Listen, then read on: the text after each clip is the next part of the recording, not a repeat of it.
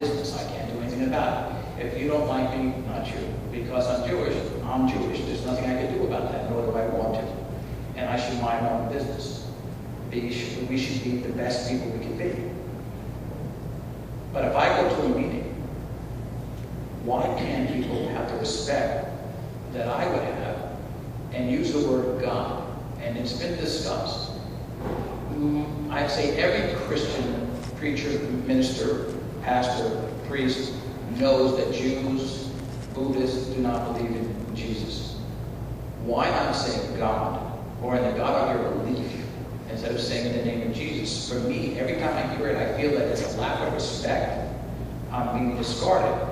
When I pray, I will never exclude anyone. So I would say in the God of your belief, or in the name of God. My confusion is, if you believe that Jesus is God, or it's still Muhammad or Ralph, why not just say God?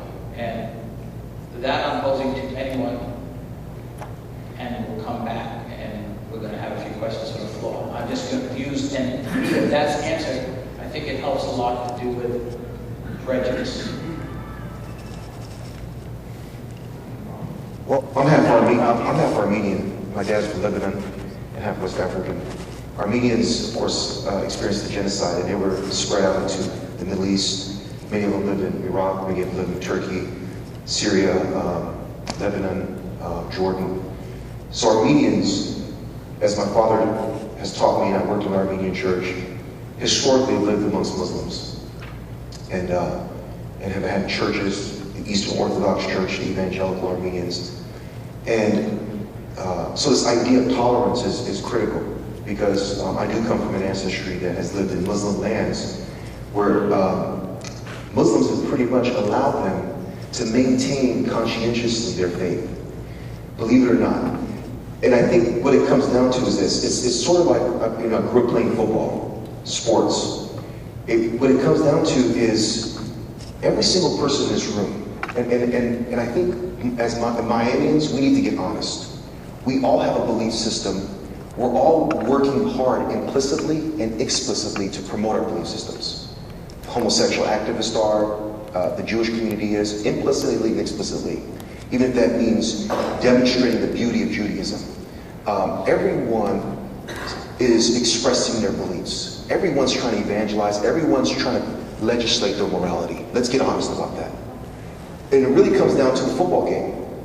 It really comes down to the fact that whose ideas, whose expressions are winning people's hearts and minds. And in a democracy is nothing more than a basketball game, a football game. It has rules of justice, the First Amendment, which allows gay activists. I'm going to answer your question. It allows gay activists, it allows Jews, it allows Muslims, it allows everyone to express themselves. But it doesn't mean that everyone's winning everyone's hearts and minds when it comes to legislation and initiatives.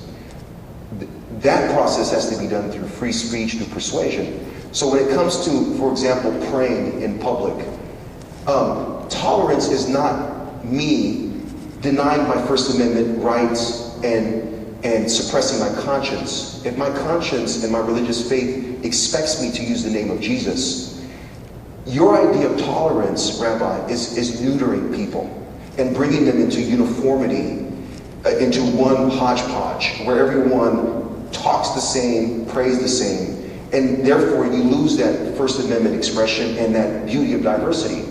True tolerance is you coming up and saying, in the name of Yahweh, praying in Hebrew, raising your hands, praying a prayer in Hebrew. I believe what the founders in establishing the First Amendment, they wanted anyone to be able to speak, to pray, to protest, to stand on public ground, whether you're gay, whether you're Catholic, whether you're atheist, and to argue. And you see that even within the founders. So the point of it is to neuter public prayer is to work against what the founders wanted, what our nation is about, which is allowing expression and protest even through prayer.